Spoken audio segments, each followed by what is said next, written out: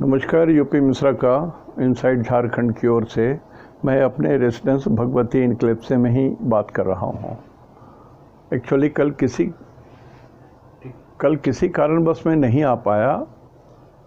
वो इंगेजमेंट अधिक था, स्वास्थ्य से संबंधी कोई बात नहीं थी। तो मैं रात में इवन 12-1 बजे भी कोशिश किया तो मैं नहीं कर पाया, कारण कि मुझे पूरा फिट करने नहीं आता है। और कारण ये था कि कल 4 तारीख का रात और 5 तारीख को अमावस्या लग रहा है और अमावस्या के साथ चंद्र ग्रहण है। तो ये चंद्र ग्रहण भारतवर्ष में दृश्य नहीं है। तो भारतवर्ष में ये चंद्र ग्रहण का कोई धार्मिक महत्व नहीं है और ज्योग्राफिकल महत्व थोड़ा सा हो सकता है, बहुत ज़्यादा नहीं होगा, थोड़ा सा हो सकता है। अब ये जो अमावस्या 5 तारीख, आज 5 तारीख है, मैं रात में बोल रहा हूँ, आज 5 तारीख है। तो आज रात 12:43 में लगेगा। 12:43 में अमावस्या लग रहा है। तो सूरज की डिग्री और चंद्रमा की डिग्री में 3 डिग्री का फर्क होने के कारण 3 दूनी 6 घंटे का आगे पीछे, या तो -6 घंटा पहले, रात के 6 घंटा, 12 में 6 घटा दूंगा तो 5 बजे। तो 5 बजे भोर में कुछ अटपटा चीज़ हो सकता है, भूकंप हो, तूफान हो, आंधी हो, जो भी हो। या यहाँ से 6 घंटा बाद, मतलब सुबह 6 बजे। तो ये स्थिति बनी हुई है और रूल यह है कि अमावस्या और पूर्णिमा के आसपास ही आता है। समुद्र में भी ढेउ इसी कारण उठ जाते हैं, बीपी भी इसी तरह से डिफरेंशियल पोजीशन में बीपी भी आ जाता है, डिप्रेशन भी आता है लोगों को। और आज का जो नक्षत्र है, जो रात में पे मैं आपसे बात कर रहा हूँ, ये ज्येष्ठा नक्षत्र है। ज्येष्ठा नक्षत्र है। ये इस नक्षत्र को सबसे बड़ा नक्षत्र कहा गया है। जैसे ज्येष्ठ पुत्र होता है तो बड़ा बेटा, सबसे बड़ा बेटा। तो ज्येष्ठा नक्षत्र है और इसी में चंद्र ग्रहण भी लगा है, जो भारत में दृश्य नहीं है, लेकिन दूसरे कंट्रीज़ में दृश्य है। वेस्टर्न कंट्रीज़ में, जैसे कि अमेरिका है, यूरोप है, ऑस्ट्रेलिया है, अफ्रीका है, इन सब देशों में ये दृश्य दिखाई देगा। बहुत सारे इन सब जोनों में, विदेश में तो दिखाई देगा। तो विदेश के जिस कंट्री में ये दिखाई देगा, यदि वहाँ कुछ आंधी तूफान भूकंप वगैरह आएंगे और वो यदि मेरा मित्र का देश है तो हमको तो तकलीफ होगी ना।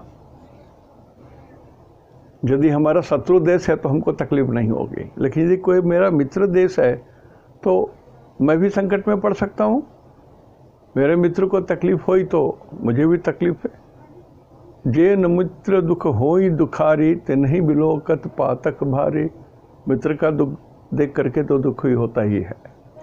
तो स्थिति थोड़ी नाजुक थी, तो मेरी इच्छा थी कि कम से कम आपको मैं बता दूं। और ये जो जून का महीना है, बड़ा ये विचित्र स्थिति है इस जून के महीने का।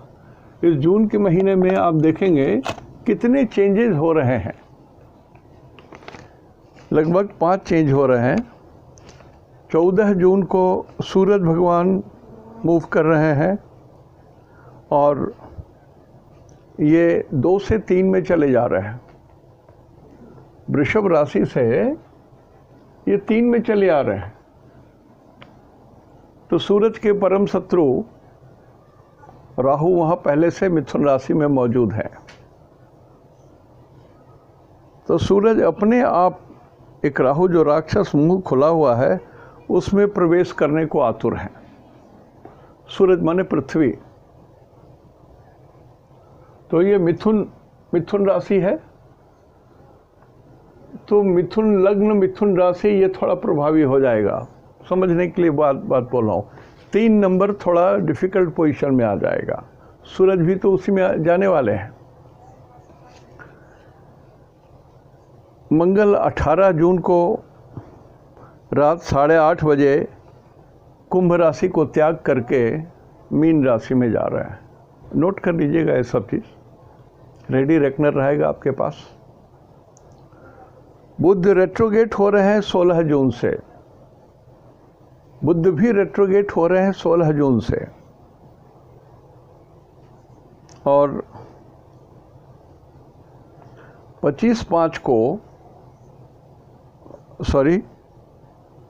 25 जून में ये 3 नंबर में प्रवेश करेंगे। इसमें ऑलरेडी यहाँ पर है, लेकिन ये संपर्क साधेंगे 25 तारीख को, ज़्यादा करीब आ जाएंगे। गुरु 30 जून को, जून में ही सब हो रही है, 30 जून को गुरु उल्टे चलते हुए धनु राशि में प्रवेश कर जाएंगे। सूरज हुए, शुक्र हुए, बुध हुए, और अब ये गुरु हो गए। फिर शुक्र डायरेक्ट होंगे 25 जून को, उसमें 11 डिग्री पर रहेंगे शुक्र। और सूरज ग्रहण हो रहा है 21 जून को। तो 14 तारीख, 18 तारीख, 16 तारीख, 30 तारीख, 25 तारीख, ये सारे कुछ न कुछ होने की बात है। इतने सारे परिवर्तन हो रहे हैं, तो इसमें बहुत सारा फर्क पड़ने जा रहा है। और 6 तारीख से 6/3/2020 को ये जो महीना है, ये महीना बदलने वाला है।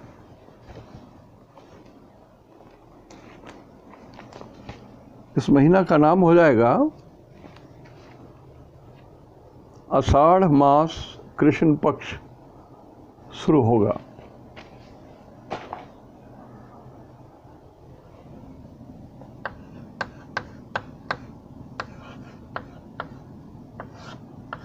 आषाढ़ माह, इस महीने के स्वामी होते हैं वामन, भगवान वामन। और इन्होंने 3 स्टेप्स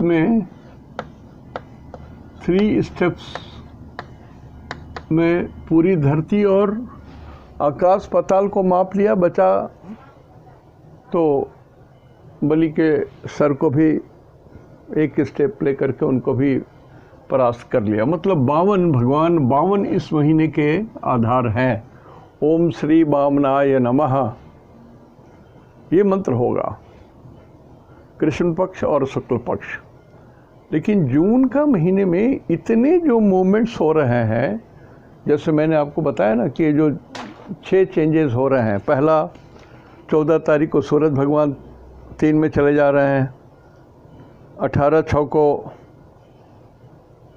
मंगल मूव कर रहे हैं। 12 में बुध चेंज हो रहे हैं। 16/6 को गुरु, 30/6 को शुक्र, 2 डायरेक्ट होंगे 25 जून को, और सूर्य ग्रहण लग रहा है 21 जून को। तो बहुत हलचल है आकाश में, बहुत हलचल है। दौड़ा दौड़ी 40 जिसको बोलते हैं ना, दौड़ लगी हुई है। कौन सबसे फर्स्ट आगे जाता है, और सभी हिला रहे हैं। आकाश के सिनेरियो को थोड़ा बहुत हिला रहे हैं सब। ग्रेविटेशनल पुल में थोड़ी सी फर्क हो रही है। कोई डायरेक्ट चल रहे हैं, कोई उल्टे चल रहे हैं, कोई फास्ट चले जा रहे हैं, कोई स्तंभित हैं। इस तरह से बहुत सारी स्थिति पड़ी हुई है आकाश में। सो जून इज ए जून,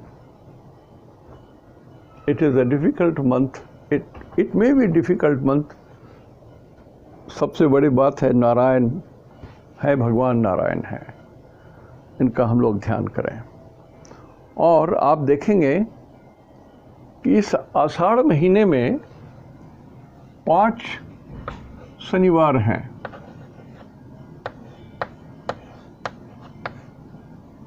5 शनिवार हैं।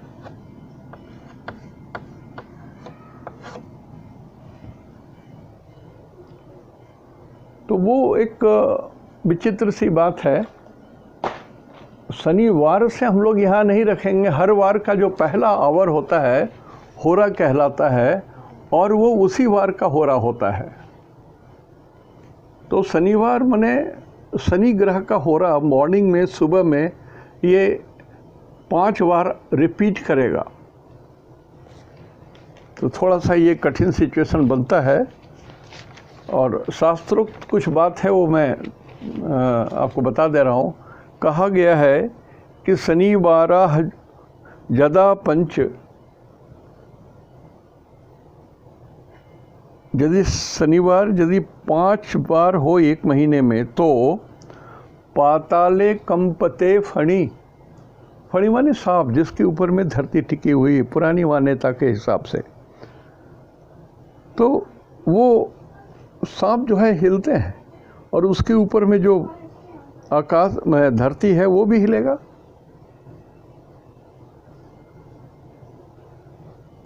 उसके बाद कहा गया है ईशान देश भंगश्च, नॉर्थ ईस्ट फ्रॉम इंडिया,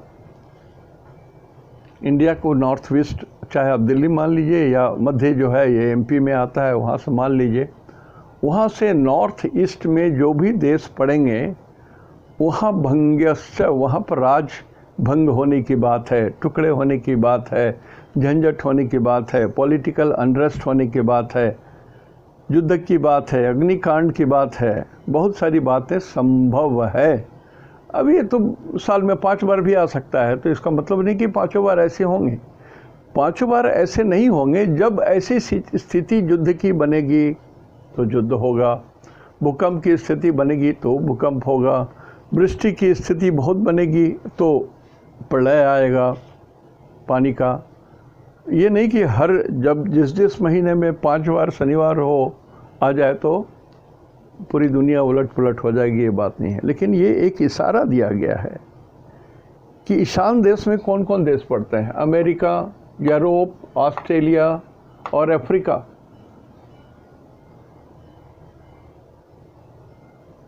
इसमें और भी देश आते हैं, और भी देश आते हैं, जैसे चाइना भी हैं, म्यांमार हैं, ताइवान हैं, कोरिया हैं, मंगोलिया हैं, जापान हैं, नॉर्थ पैसिफिक ओशन है। इसके अलावा अरुणाचल प्रदेश, आसाम, मणिपुर, मेघालय, मिजोरम, नागालैंड, सिक्किम, त्रिपुरा और गुवाहाटी, ये सारे इस सब जगह में भी ये कुछ उत्पात संभव है। मैं संभावना इसलिए मैं थोड़ा एक दिन पहले बोलना चाहता था, नहीं बोल पाया। लेकिन एक मोटा मोटी मान के चलिए कि मिड कर दीजिए ग्रहण को या पूर्णिमा को या अमावस्या को, और इधर से पहले देखिए 72 डिग्री तक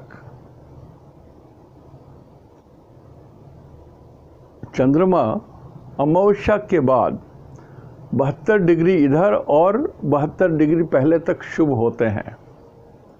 तो 12 छक 72, 6 दिन हुए। जब चंद्रमा और सूरज की दूरी 12 डिग्री की हो जाती है तो एक तिथि होता है हमारा।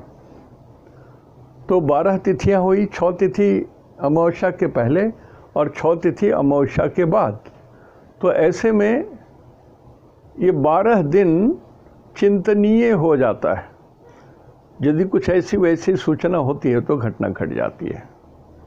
अब ये तो फिर एक पूरी भूकंप की कहानी बताऊं तभी होगा कि क्यों भूकंप होता है, मॉडर्न डेज के हिसाब से और ओल्ड डेज को मिला करके कंपाइल कर लूँ। जैसे मैंने कच्छप के बारे में बताया था, कछुए के बारे में बताया था, ट्रेंगल के बारे में भी कल परसों इसके पहले भी हमने थोड़ा बताया था। तो लिमिटलेस है, एस्ट्रोलॉजी लिमिटलेस है। मैं कितना बताऊंगा और कितना आप समझेंगे। मैं तो चाह रहा हूँ कि सामान्यतः सभी लोग थोड़ा शिक्षित हो जाएं, जो लोग नहीं जानते हैं एस्ट्रोलॉजी। जो एस्ट्रोलॉजी जानते हैं उनको तो मैं प्रणाम कर रहा हूँ, नमन कर रहा हूँ। तो इसमें क्या था कि ये चंद्रमा 8 नंबर में है और चंद्रमा से बुध षडाष्टक हैं। देख ली, भूकंप आने के लिए 4 ग्रह बहुत इंपॉर्टेंट होते हैं, सूरज, चंद्रमा, बुध, शुक्र। ये 4 ग्रह बहुत इंपॉर्टेंट होते हैं भूकंप के लिए। इन पर यदि पाप दृष्टि हो, मंगल की आ जाए, शनि की आ जाए, षडाष्टक की स्थिति बन जाए, अचानक कोई ग्रह बकरी डायरेक्ट चलते चलते बकरी हो जाए, या बकरी से चलते चलते अचानक हो जाए डायरेक्ट, तो झटका लगता है। बहुत सारे थ्योरीज हैं जिसमें ये सब सामान्य थ्योरी है जो हम और आप समझ सकते हैं, जान सकते हैं, अंदाज लगा सकते हैं। लेकिन हम लोग तो एस्ट्रोलॉजर हैं, we are not in government, we can not say anything to the government, we can say to the public कि थोड़ा आप सावधान रहिए। जैसे 21 तारीख का जो सूरज ग्रहण लग रहा है वो बहुत इम्पॉर्टेंट है, कारण कि वो भारतवर्ष में दिखेगा और ये मृगशिरा नक्षत्र में पड़ रहा है। आज ही मैं वार्निंग दे रहा हूँ कि मृगशिरा नक्षत्र आँखों को, नयन को कहता है, तो नंगी आँखों से इस ग्रहण को नहीं देखेंगे।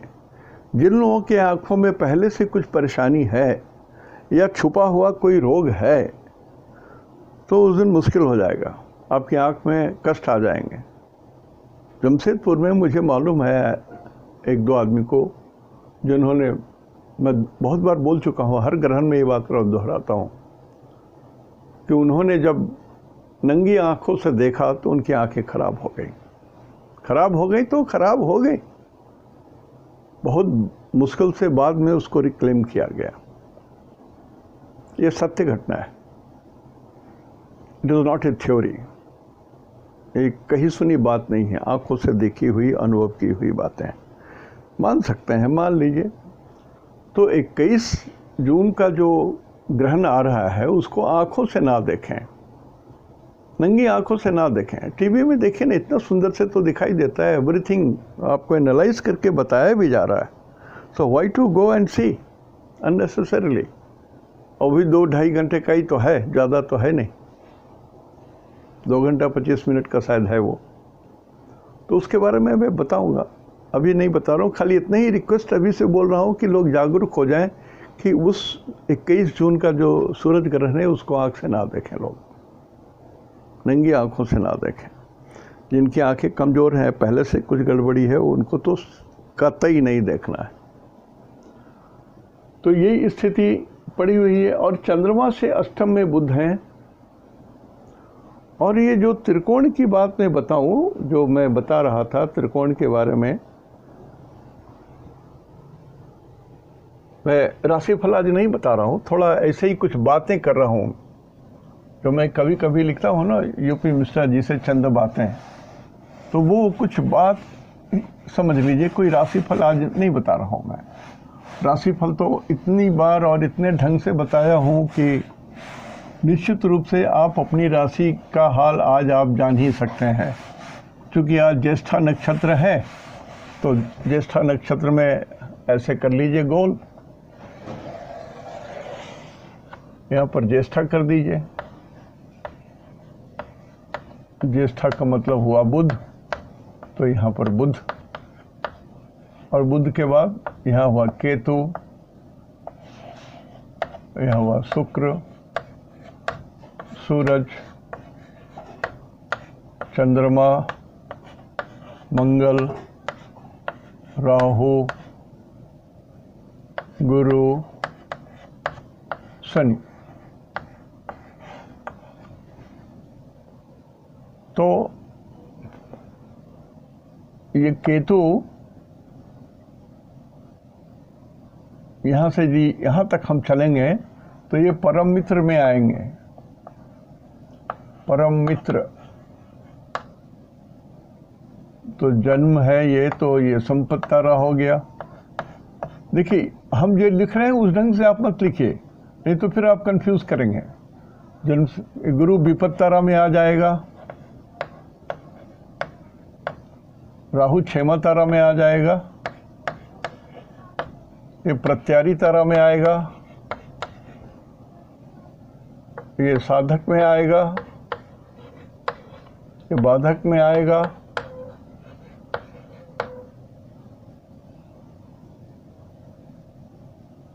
बुध केतु शुक्र सूर्य चंद्र मंगल राहु गुरु शनि बुध। तो ये परम मित्र, तो ये जन्म संपद विपद क्षेमा प्रत्यारी साधक, ये हुआ बाधक। थोड़ा गलत लिख गया था। जन्म संपद विपद क्षेमा, ये प्रत्यारी, ये साधक, ये बाधक, ये मित्र परम मित्र। कंफ्यूज मत होइएगा, जैसे आपको पहले से आप लिखते आ रहे हैं उसी ढंग से लिखिए। मैं अपने शॉर्टकट के लिए बनाया हूँ। तो देखिए, ज्येष्ठा नक्षत्र होने से एक गुरु है विपत्त तारा में, तो गुरु के 3 नक्षत्र वाले सावधान रहिए। मंगल है प्रत्यारी तारा में, आज के बारे में बोल रहा हूँ। तो मंगल के 3 नक्षत्र वाले जितने हैं वो लोग सावधान रहे, और सूरज के 3 नक्षत्र में जिनका हुआ है वो लोग सावधान रहे। बाकी सबों के लिए समय ठीक है।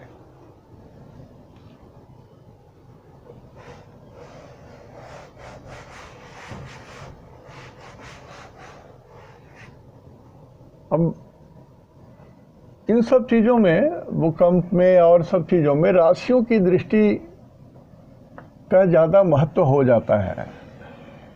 देखिए मैं कैसे बना रहा हूँ, देख लीजिए। मैंने एक ट्रायंगल बनाया, यहाँ लिखा 1। ये जो रहस्य है ये बताने की चीज़ नहीं है, कोई नहीं बताता है और कोई आपको बताएगा भी नहीं। ये संहिता की चीज़ है, संहिता का खेल है। nobody will tell you, I repeat, कोई नहीं बताएगा आपको। तो एक मिनट चेक कर रहा हूँ मैं ज़रा।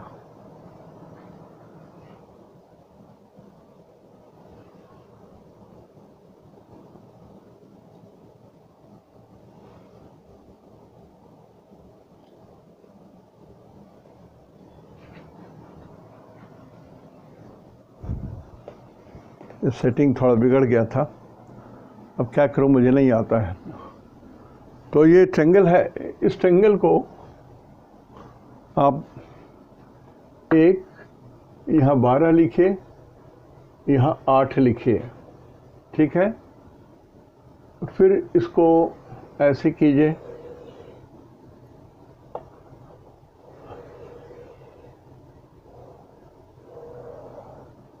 दो लिखिए, 12 है तो यहाँ 11 लिखिए, और 8 है तो यहाँ 7 लिखिए। फिर यहाँ 3 कर रहा हूँ मैं ऐसे, तो यहाँ 3 लिखिए, यहाँ 11 में से 1 घटाइए, ये 10 हुआ। साधारण भाषा में बहुत गंभीर विषय बता रहा हूँ आपको मैं। तो ये एक ट्रायंगल बना। फिर चौथा ट्रायंगल होगा इसमें, ऐसे लीजिए, फिर ऐसे रखिए, ये ट्रायंगल बना। तो ये 4, एक और घटाइए, 10 में से 9, तो 8, 7, 6 और ये 5। अब वो जो आज का जो रात का जो ग्रहण का जो समय था, उस समय की जो कुंडली थी, वो उसमें आप देखिएगा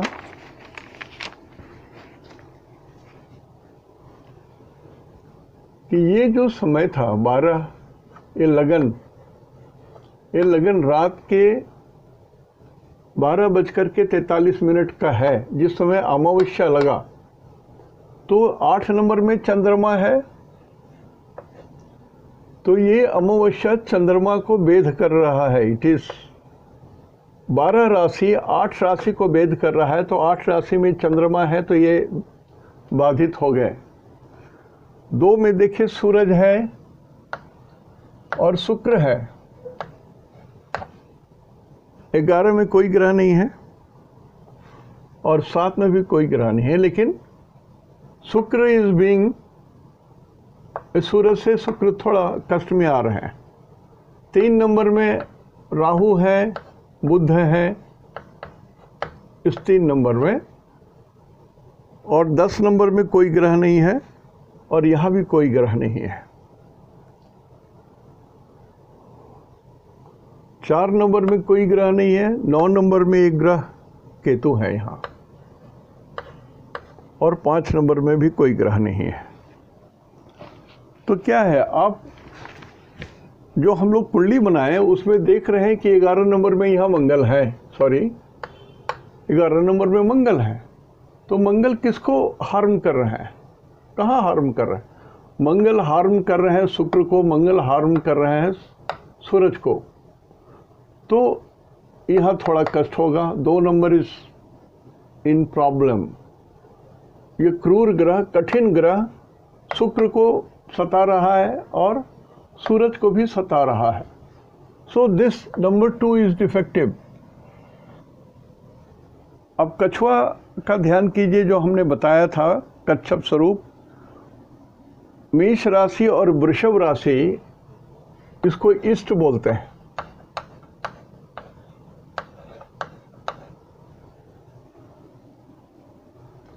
और 12 नंबर को नॉर्थ बोलते हैं, नॉर्थ। तो नॉर्थ ईस्ट की बात होगी। अमावस्या लगा तो नॉर्थ में लगा, और ये नॉर्थ ईस्ट की बात है ये। तो नॉर्थ ईस्ट में जो जो जगह है वो ये सारी जगह आ जाएंगे इसमें, और जो हमने बताया वो सारी चीज़ें इसमें। झारखंड भी आ गया, कर्नाटक भी आ गया, साउथ में नीचे तक भी आ गया। ये वो कारण है, मैं बताऊंगा इसमें। तो ये चंद्रमा बाधित हैं, चंद्रमा is affected and Venus is badly affected, and number 3 is also very badly affected. 3 number जो है, ये 3 नंबर होते हैं नॉर्थ, साउथ ईस्ट। ये साउथ ईस्ट कहलाता है। तो साउथ ईस्ट में कर्नाटक आ गया, उधर भूकंप आ गया, और ये नॉर्थ आ गया, नॉर्थ में झारखंड वगैरह एरिया आ गया। लेकिन मैं पैजामा को खींच के लंबा नहीं कर रहा हूँ। मैं ये बोल रहा हूँ कि ये जो भूकंप आ गया, ये तो फाव में आ गया, मुफ्त में आ गया, ये मुफ्त में आ गया, ये इसका कोई प्रभाव नहीं पड़ना। बस ये सूचना, ये धमक है, मैं आ रहा हूँ, मैं आ रहा हूँ, बड़े रूप में आ रहा हूँ। ये भूमिका है भूकंप की। ये भूमिका मेटलाइज होगी 21 जून के बाद। तो जो लोग घर परिवर्तन कर रहे हैं, शादी वगैरह कर रहे हैं, प्लीज़, इस साल ठीक नहीं है। गृह परिवर्तन करना हो तो 21 तारीख के पहले कर लीजिए, कोशिश कीजिए। टोकन में भी आप गृह परिवर्तन कर लीजिए। चलिए, वहाँ एक दीपक कलश रख करके, भगवान का फोटो रख करके गृह प्रवेश कर लिया, मान लिया। नई नौकरी ज्वाइन करनी है तो कोशिश कीजिए कि उसके पहले ही कर लें आप। कुछ लोगों के लिए मीन का मंगल ये 18 तारीख को बदलेंगे, 18 जून को बदलेंगे, तो मंगल चले जाएंगे यहाँ 12 नंबर में आएंगे, 9, 10, 11, 12। तो जब इसमें आएंगे तो ये नॉर्थ में पहुँचेंगे ये, और मीन है पानी, पानी के आसपास भी पहुँचेंगे, तो ये शुभ होगा। मैं सिर्फ कुछ समझने के लिए बात कर रहा हूँ, आज मैं राशिफल नहीं बोल रहा हूँ, कुछ समझने के लिए बोल रहा हूँ। थोड़ा आप समझिए how these things are being analysed. तो ये जो छोटी सी, जो हल्का सा जो झटका आज सुबह आया, 6:55 में झारखंड में आया, लगभग उसी के आसपास में कर्नाटक में भी आया, एक नॉर्थ एक साउथ। तो साउथ वाला जो है, साउथ वेस्ट है, ये हो गया। ये राहु और बुध जिसमें है वो 3 नंबर हो गया, ये साउथ वेस्ट, साउथ की ओर। और 2 नंबर है, ये भी साउथ है। डायरेक्शन में ये साउथ कहलाता है। और कच्छप स्वरूप धरती जो जिसमें मेष लग्न हमारा है, उसके हिसाब से ये ईस्ट, मेष और वृष ईस्ट में आते हैं। तो ये धरती इतने दूर तक ये प्रभावित करेंगी, इतने दूर तक ये प्रभावित करने का जगह है था, और अभी भी जो समय आ रहा है वो बहुत कठिन है। तो मैं अभी भी लोगों को रिक्वेस्ट कर रहा हूँ कि दुनिया में कोई तो है जो इतनी बड़ी दुनिया को चला रहा है, इतने बड़े विश्व को घुमा रहा है। कहीं कोई एक वाइस चांसलर बैठा है जो पूरे यूनिवर्सिटी को चला रहा है, कोई एक ऐसा राष्ट्रपति है जो पूरे राष्ट्र को चला रहा है, कुछ ऐसा जननायक है जो सारे सृष्टि को चला रहा है। वो राम हो, वो कृष्ण हो, वो महात्मा बुद्ध हो, वो जीसस क्राइस्ट हो, वो और कोई भी रूप में हो, भगवान हो, लेकिन कोई तो सर्वशक्तिमान है, उनकी आराधना कीजिए। समय विकराल है, समय विकराल है, इसलिए मैं बोल रहा हूँ ईश्वर की पूजा करें। पहला तो कुलदेवी की भी पूजा होनी चाहिए या कुल देवता की भी पूजा होनी चाहिए। आजकल लोगों को पता ही नहीं है कि कुलदेवी कुल देवता क्या चीज़ होता है। न बहू सास को रेस्पेक्ट देती है, न कभी वो पूछती है कि हमारे कुल देवता कौन है या कुलदेवी कौन है। एक ही दिन पूजा होती है, बड़ी पूजा होती है साल में एक दिन, कुलदेवता या कुलदेवी की। उसके बाद आपके कुंडली के नवम भाव के जो अधिकारी हैं, 9th लॉर्ड जो हैं, उनके स्थिति से आपके इस जन्म के इष्ट देव की पुष्टि होती है।